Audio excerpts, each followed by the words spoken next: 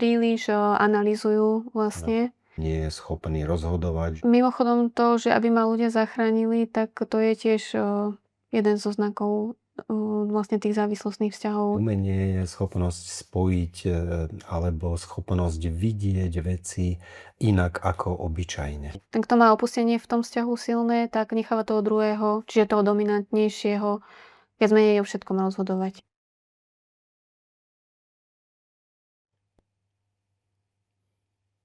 Dnes sa budeme v Balance rozhovore rozprávať o zranení z opustenia. Znova so Zdenom Kittlerom. Rozoberieme teda opustenie. Čo to znamená opustenie? Čo to vlastne je? Ako to vyzerá? Opustenie je vlastne jedno z 5 zranení duše, tak ako to popísala Lisa Bourbeau. A je to vlastne nejaký spôsob správania, aby som sa ja ako človek vyhol nejakým nepríjemným veciam, nejakému vlastne v zásade smrti. Vlastne je tam strach z prežitia. Áno, základ je ten strach z prežitia. Vyzerá to tak jednoducho na prvý pohľad, že keď sa na to pozrieme, že opustenia, tak čo som trošku smutnúčky, niekto ma opustila, tak ale vnútri, v tom našom podvedomí, pre nás, ako pre ľudí, ktorí sú starí, ja neviem, 300 000 rokov, alebo tak nejako na tej biologickej úrovni, byť opustený spoločenstvom znamenalo smrť. Takisto byť odmietnutý spoločenstvom znamenalo smrť. Áno. To znamená, že keď nás niekto opustí, alebo hrozí, že nás opustí, tak to môže pre ten náš nervový systém, pre ten ochranný systém byť pomerne dramatické. Existujú vlastne viaceré druhy opustenia. Môže byť takéto, čo vyzerá nenápadne, že možno opustila ma prvá láska. Ale v skutočnosti tam ešte môže byť aj veľmi silné, že odišiel rodič v nejakej fáze môjho života, alebo že niekto zomrel, kto mi bol blízky. Čiže dá sa povedať, že to opustenie môže mať aj rôzne vrstvy? Áno, opustenie môžeme prežívať prekvapivým spôsobom, rôznymi spôsobmi a môžeme prežívať. Napríklad môže sa stať, že opustila ma, že ako opustenie prežívam, že som bol na pár hodín v porodnici odložený. Čiže teoreticky vzniká to opustenie vo veľa prípadoch vtedy vlastne s tým narodením? Lebo sme boli od tej mamy oddelení, od tých rodičov? Je tam viac takých tých prípadov. To, čo som mal klientov, tak často tam mali práve niečo takéto. Potom druhé také najčastejšie je, že trebárs bol som v nemocnici týždeň. Pre malé dieťa je týždeň obrovská doba. Áno. To je týždeň, to je veľká časť života v nejakých 4-5 rokoch. Mne sa u klientiek opakuje, že buď chodili na tie nevyžiadané prázdniny k babke, k detkovi, kde sa necítili nejakým spôsobom dobre, alebo možno sa tam ani necítili zle, ale jednoducho mali pocit, že ich tá mama s otcom opustili. Mohlo to byť iba na víkend, alebo tam chodili trebárs na poobedia. A ešte sa mi často stáva, že naozaj niekto z tých blízkych, kto ich vychovával, zomrel a nemusel to byť vždy iba rodič. Pretože často sa stávalo, že tí starí rodičia zastávali tú úlohu tej výchovy. Aspoň ja som tak odpozorovala, že sa to opakuje. Toto je tiež veľmi časté, čo mi rozprávajú klienti, že ich nechávali trebárs u babky alebo všeobecne niekde u starých rodičov. A oni to ale zaujíma, že oni to vtedy, v tej chvíli to ako opustenie nevnímali. To je naozaj niekde vnútri, na tej nejakej základnej úrovni, na tej podvedomej úrovni, sa to tam deje. Mohli by sme teda povedať, že jeden z najväčších strachov opustenia je osamelosť. To je najväčší strach opustenia. Osamelosť. Osamelosť, porozprávame si o tom. Nie je to samota. Nie je to také, že som sám. Oni ľudia s opustením práve naopak často vyhľadávajú samotu. K tomu sa možno dostaneme, že je to Je to kvôli ich precitlivosti, kvôli ich vysokej empatii. Aj. Hej, čiže nie je to samota. Je to osamenie nejaké, si to nazvime. To osamenie je vlastne to, že nemám nikoho. Vieš, nemám sa komu. Keď som šťastný a spokojný, nemám sa s kým o to podeliť. Nemám sa s kým o tom porozprávať. Keď som smutný, nemám sa s kým o tom porozprávať. Keď mi je zle, nemám ma kto podporiť. Toto je ten strach. Keď nadviažem na to, že nemám ma kto podporiť, tak ja mám takú skúsenosť, že vlastne ten človek potrebuje neustále nejakým spôsobom sa o niekoho opierať. Že stále aj vyhľadáva vlastne aj takú pozornosť a tá pozornosť mu dáva také bezpečie. Že potrebuje stále niekoho pri sebe mať. A to je jedno, že v ktorej fázi života, že či sú to tie také detské časy, alebo potom aj v dospelosti. Áno, áno. A prejavuje sa to napríklad aj takým spôsobom, že nie je schopný pracovať alebo podávať nejaké výkony alebo niečo, keď je sám. Hej, keď je sám a má niečo spraviť, tak aj jednoduchá vec, ktorú má spraviť, sa mu môže zdať ako niečo obrovské, ako prehádzať kopu uhlia lopatou. Ale stačí, aby sedel niekto vedľa neho, ani nemusí sa nejako zaujímať o tie veci, ktoré robí si svoje a zrazu mu to ide ľahko. Stačí mu tá prítomnosť. Môže to byť aj také v partnerstve, že žena napríklad vo vnútri varí obed a že ten muž ide vonku kosiť, že sú vlastne plus minus vo svojej blízkosti a že ak má ten muž opustenie, tak je vtedy mu to ide tak jednoduchšie. A keď má tá žena opustenie, tak v podstate tiež to ide jednoduchšie.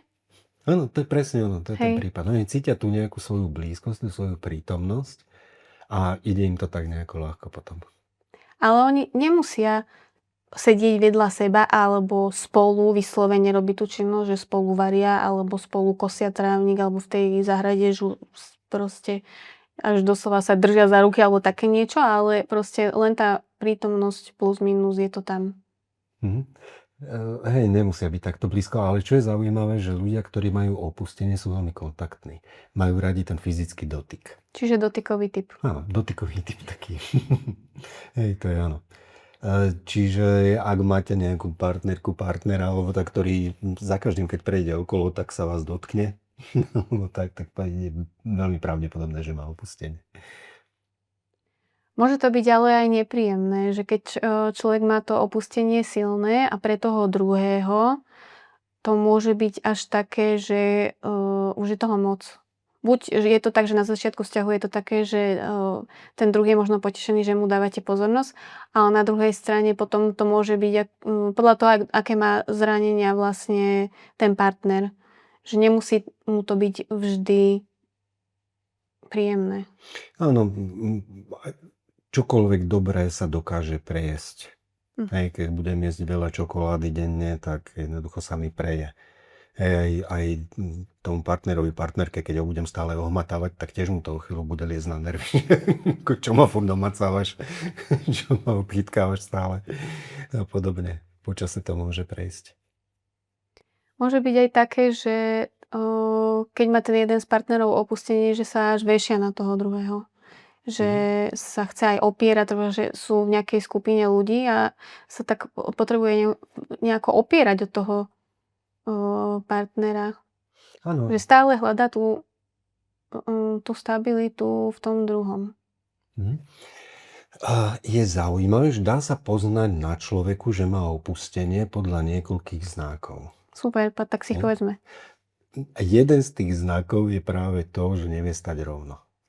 Neustále sa niekde opiera, niekde zvesený, nevie byť rovno.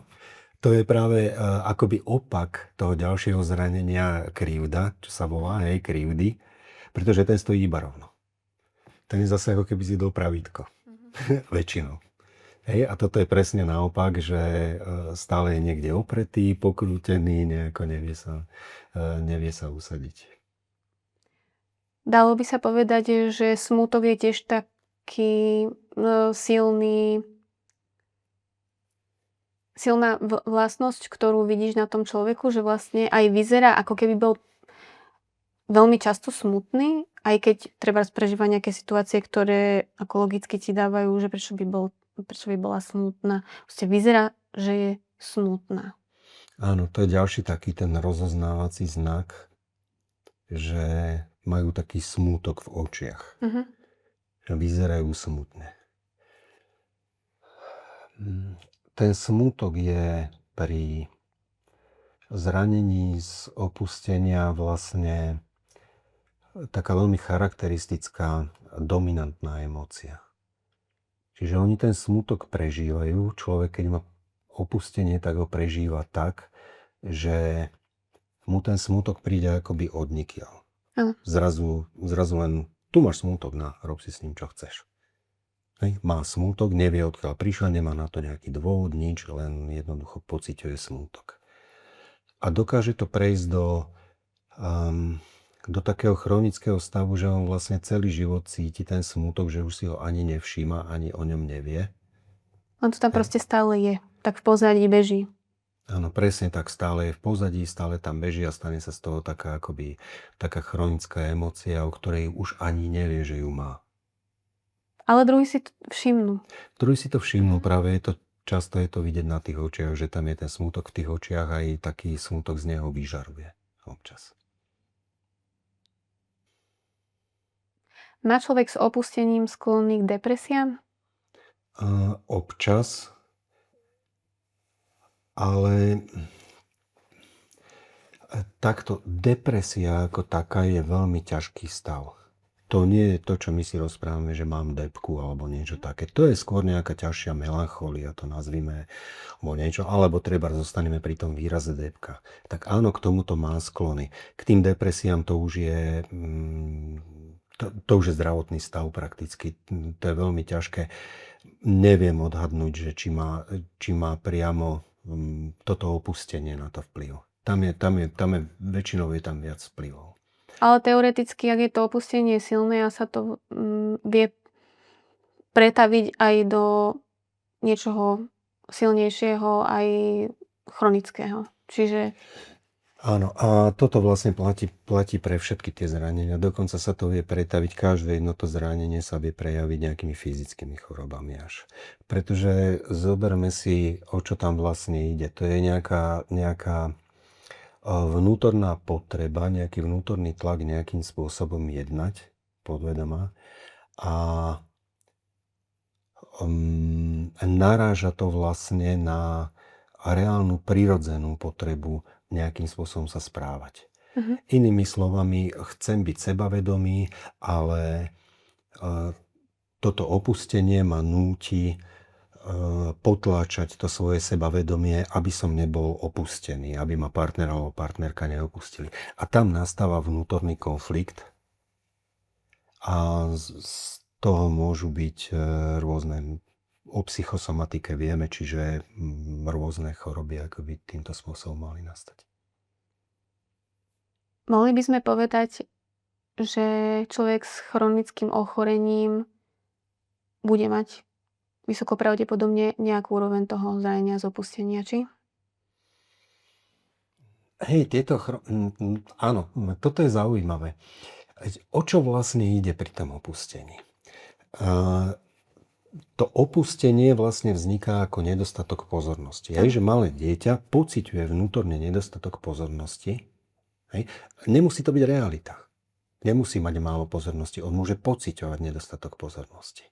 Hej, a vytvorí si nejaké nástroje, akým spôsobom pritiahnuť tú pozornosť, aby ju získal. Cíti sa vnútorne nenaplnený pozornosťou, nenaplnený láskou. Jeden z nástrojov na získanie tej pozornosti je vlastne choroba.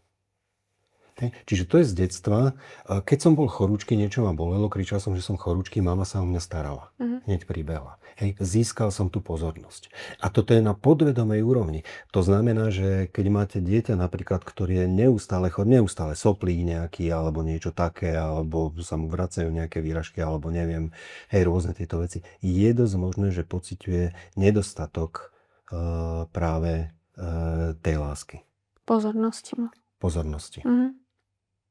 Takže áno, ľudia, ktorí majú opustenie, si často vyrábajú choroby. Podvedome. Oni nevedia, že to robia. Jednoducho sa im akoby stane tá choroba a stane sa im vtedy, keď sa cítia opustení, keď je toho na nich veľa, keď sú proste zoslabnú, cítia sa slabí a potrebujú, aby sa o nich akoby niekto postaral. Spúšťa sa to väčšinou nejakou traumou. Áno, niečím môže byť. Že zažijú niečo také veľmi nepríjemné alebo stresujúce. Aspoň tak mi klienti hovorievajú, že kedy sa im prejavilo nejaké ochorenie, ktoré je teda chronické, tak často si vedia spomenúť na to aj, že stalo sa to, keď mala som také onaké problémy, alebo naozaj niekto mi zomrel v rodine. Áno. Čiže keď mi príde nejaký klient a povie mi, že mám nejakú takýto chronický problém, nejakú chronickú chorobu, tak viac menej sa hneď pozerám na to, že či náhodou nemá opustenie a snažíme sa to nejako vyčistiť, keď má. Áno. No ale ako to reálne vyzerá, že mám opustenie? Človek to na sebe spozná podľa niekoľkých znakov. Hej? Napríklad ten smútok, ten sme spomínali. Áno. Hej? Neustála taká akoby prázdnota vnútri. Potreba naplniť niečo vnútri. Potreba tej prítomnosti, potreba ľudí. Strach z budúcnosti. To je veľmi silné.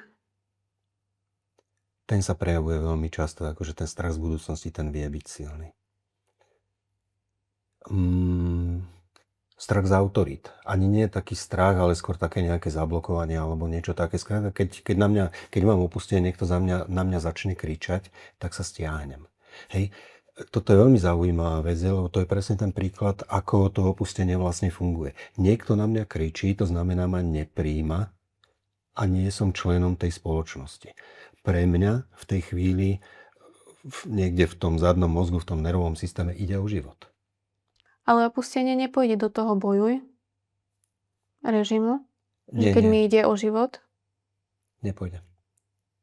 Ono sa vlastne stiahne a ideálne sa prispôsobí. To je také najviac. Prispôsobí sa. Ďalší taký znak toho, že mám opustenie je, povedzme, som ľuďom sympatický, rozumiem si s ľuďmi. Ešte existuje jeden zaujímavý taký príznak, taký prejav toho, že mám opustenie. A to je, že sa mi veľmi ťažko veľmi ťažko sa mi rozpráva v malej skupinke neznámych ľudí. Čo je veľmi zaujímavé, že dokáže sa rozprávať s jedným človekom, bez problémov, je to úplne v poriadku. Dokážem rozprávať pred veľkou skupinou ľudí, pred nejakým dávom, štadiónom, čímkoľvek. To tiež nerobí nejaký extrémny problém. Ale skupinka 4-5 zvlášť neznámych ľudí je veľký problém. To absolútne vyčerpáva.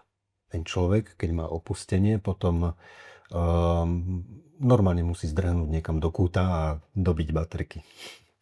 Čiže preferuje one-to-one alebo teoreticky veľké prednáškové sály. A prečo to tak vlastne je? Je to kvôli vysokej citlivosti. Totiž toto zranenie sa vyznačuje vysokou empatiou. Áno. Extrémne vysokú empatiu má, čiže dokáže človeka precítiť a ešte navyše je taký trošku chameleon, čiže prispôsobí sa nejako tomu druhému človeku, s ktorým sa rozpráva. Čože je úžasná vlastnosť. To je absolútne skvelé, nie je to negatívne, je to veľmi pozitívne, je to veľmi príjemné, keď sa dokáže porozprávať prakticky s kýmkoľvek, niekde na jeho vlne, na tej jeho úrovni. Ale toto vyčerpáva, ten posun akoby zľahka vyčerpáva. Kým je to k jednému človeku, sa posunie, je to v poriadku. Ale keď má skupinku 4 ľudí, tak sa vždy snaží prispôsobiť všetkým naraz, akoby zároveň a nájsť tam nejaký priemer všetkých tých ľudí, aby jednoducho si sadol so všetkými. A to je extrémne vyčerpávajúce. Jednak musí sledovať všetkých, načítať každého jedného osobitne a ešte aj musí vytvoriť vlastne tú postavu A to je extrémne namáhavé. Mhm. Čiže je vyčerpaný a potom uteká niekam do kúta. Často mi hovoria klientky, že ako by nevedeli dospieť. Neviem to inak povedať. Je to človek, čo má toto opustenie, on vlastne nevie, aký to je pocit byť dospelý. Nevie, nie je schopný prijať, usadiť sa v tej dospelosti. Je to emócia, je to pocit. A to potom samozrejme vyžaruje určitým spôsobom von, tým nejakým tým svojím správaním, alebo keď to chceme, tak aj nejakými frekvenciami, alebo energiou, alebo tak nejako. Tí ostatní ľudia to vnímajú a samozrejme príjmu tú ich hru a správajú sa k ním týmto spôsobom. Čiže vlastne jeden z tých výsledkov, jeden z tých pozitívnych výsledkov tých terapií vlastne je to, že ten človek sa prestane báť tej dospelosti, usadí sa v tom a bude v prípade muža, to bude zrazu len zodpovedný, pevný chlap, ktorý si stojí za svojím a má jednoducho tie mužské vlastnosti. Pritom samozrejme nepríde o tie dary, ktoré nám to opustenie dáva. Čiže tú vnímavosť, tú empatiu a podobne. A z dievčatka sa stane taká zrelá žena. Áno. A môže vyzerať aj mladokúrne. Ale pritom, ako hovorím, môže vo vnútri ostať hravá, veselá, čo je úžasný dar. Cítiť to svoje vnútorné dieťa, to je jeden z najväčších darov. Áno. Čo vlastne je.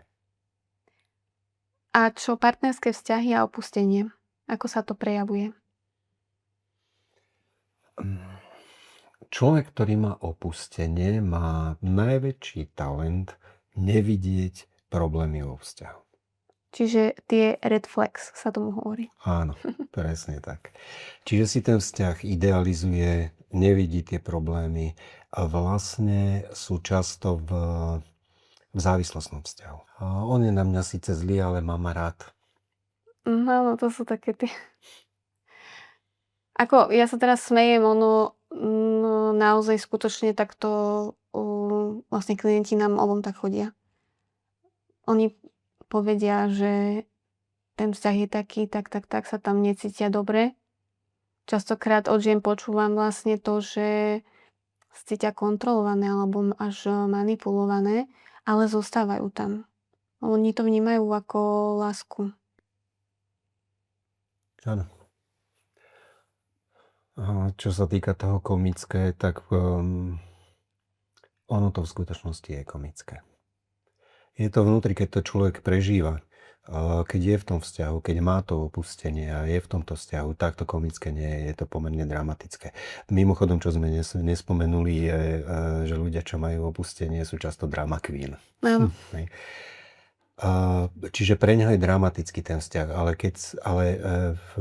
keď si to vyčistí, keď si to vylieči, dokáže sa na to pozrieť z vrchu a vidí, že tá situácia, v ktorej boli, je vlastne až komicky absurdná. To bývajú v podstate aj také tie príklady, že žena vlastne toho muža stále bombarduje SMS-kami. Že vie napríklad, že išiel pomáhať kamarátovi alebo prerába byt. A vie aj, kde je a vie, že on jej nevedel povedať, že kedy príde domov. Ale ona stále nad tým rozmýšľa a ona sama sebe si vytvára taký ten pocit tej neistoty a také tie katastrofické scenáre. Tam vzniká taký ten krásny paradox, že títo ľudia vlastne, akože človek, ktorý má opustenie, oni vlastne majú celkom radi samotu. Áno. Čiže nie osamenie, samotu. To je niečo iné. Radi sú sami, radi sa idú niekam poprechádzať sami a tak ďalej, ale ak ich partner chce ísť niekam sám, tak to vnímajú ako opustenie. Áno. A vnímajú to veľmi dramaticky, lebo ako hovorím, dokážu byť drama queen, čiže bežne robia z komára somára. A v rámci tých drámičiek, čo si vyrábajú, to môže byť také, že začnú mu chodiť katastrofické scenáre. Že už je o pol hodiny dlhšie preč, bohe, či sa jej niečo nestalo, asi sa tam radšej idem pozrieť, nastúpim do toho auta a idem tam, hej, že keby náhodou niečo a podobne. Čiže takéto dramatické scenáriky občas nastávajú. Môže byť ale aj to, že naozaj ten človek s opustením musí zažiť takú veľkú drámu, možno až tragédiu na to, aby sa vôbec pozrel na to, že nejaké zranenie z opustenia má a že by si ho mal vyriešiť, aby sa cítil vlastne lepšie, stabilnejšie v tom živote? Je to vlastne pri každom zranení takýmto nejakým spôsobom. Ale to je princíp toho fungovania, ono to zranenie, pokiaľ s ním nejakým spôsobom nepracujeme, tak ono sa stále prehlbuje, prejde to do nejakej drámy a potom má človek to, čomu sa hovorí ťažký, dramatický život, nevie, čo s tým, všetko na mňa padá. Hej, a jeho spôsob, ako sa zachrániť z toho, je upadnúť do ešte väčších sračiek, lebo vtedy mu tí ľudia akoby pomáhajú. To je jeho spôsob, ako pritiahnuť tú pozornosť. Áno. Čiže cítim sa ako dieťa, som slabý, sám to nezvládnem. Hej. Dostal som sa do nejakých problémov a moje riešenie problémov je také, že potrebujem, aby mi tí ľudia pomohli, keďže sa cítim slabý. Hej. A kedy mi pomôžu, môj program z detstva, podvedomí, zafunguje, že buď keď som chorý, alebo keď mám ešte väčšie problémy. To znamená, že vytváram si ešte väčšie problémy, aby ma zachránili. A to je začarovaný kruh. Čiže ako hovoríš, ono sa to potom prehlbuje, až je niekde veľmi hlboko ten človek v tých problémoch. Mimochodom to, že aby ma ľudia zachránili, tak to je tiež jeden zo znakov vlastne tých závislostných vzťahov, čo sa týka opustenia. Áno. Človek s opustením si veľmi často vyhľadáva teda partnera, ktorý ho nejakým spôsobom zachráni. Majú často dominantných partnerov a jedno, či ide o mužov alebo ženy. Áno. Opustenie majú rovnako muži ako aj ženy. Proste je to taký typ. Čiže aj ten muž si vie nájsť tú dominantnú partnerku.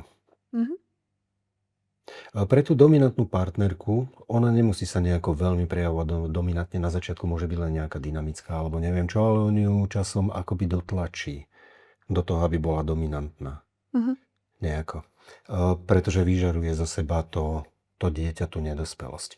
Ale pre tú dominantnú partnerku môže byť práve príťažlivý, pretože tí ľudia človek, čo má opustenie, má veľmi vysokú empatiu. Čiže ona sa cíti prijatá, on ju vidí konečne.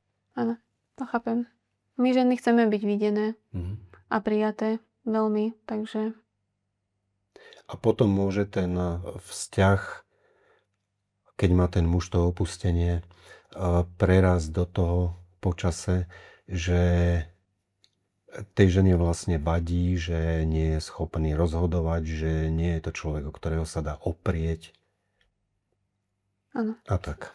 Z toho to vyplýva, že vlastne ten, kto má opustenie v tom vzťahu silné, tak necháva toho druhého, čiže toho dominantnejšieho, viac menej o všetkom rozhodovať. Alebo sa teda prispôsobí. A pri ženách je to jednoznačne tak, že oni časom zistia, ale až naozaj časom, že to nebolo iba obyčajné prispôsobovanie sa, ale že vlastne pri tom potlačajú same seba. Áno.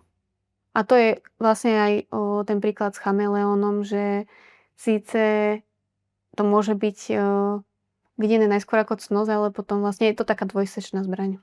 Áno. Keď sa to tak vezme.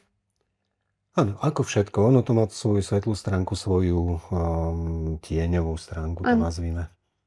Hej. Ale to sa dá prakticky o každej cnosti povedať, dajme tomu. Áno, že to žena môže vnímať ako cnosť, že je prispôsobivá. Viac menej je ten svet aj tak nastavený, že sa to od žien do nejakej miery očakáva. Povedzme si ešte, to je také zaujímavé, že ako vyzerá taký byt, dom človeka, čo má silné opustenie. Vyzerá dobre? Vnútri to vyzerá ako objatie. Aha, to je akože to znie príjemne inak.